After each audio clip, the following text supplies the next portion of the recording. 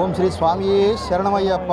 ఈరోజు కడప నగరం 50 డివిజన్లో పాలంపల్లిలో 9వ అయ్యప్ప స్వామి గ్రామోత్సవం జరుగుతుంది.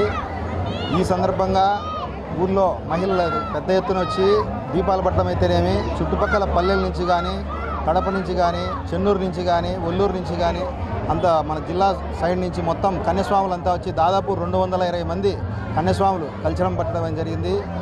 మా పాలంపల్లి గ్రామంపై అయ్యప్ప స్వామి ఎల్లప్పుడూ దయ చూపాలని, ఎటువంటి అసాంఘిక కార్యక్రమాలు జరగకుండా చూడాలని, ఆ స్వామి అనుగ్రహం మాపై ఎల్లప్పుడూ ఉండాలని, మేము లక్షణంగా ప్రజలంతా కూడా ఆయుర ఆరోగ్యాలతో ఉండాలని, రైతులకు మంచి పంటలు పండాలని, వ్యాపారస్తులకు మంచి వ్యాపారాలు జరగాలని కోరుకుంటున్నాం.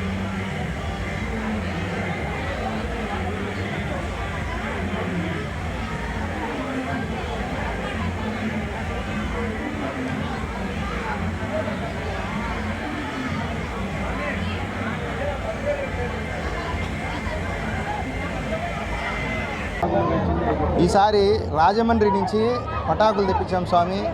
పాము అయితేనేమి, చెట్టు అయితేనేమి, విష్ణు చక్రం అయితేనేమి, శంకు చక్రాలతో కూడా మేము పటాకులు డిజైన్ చేయించినాము.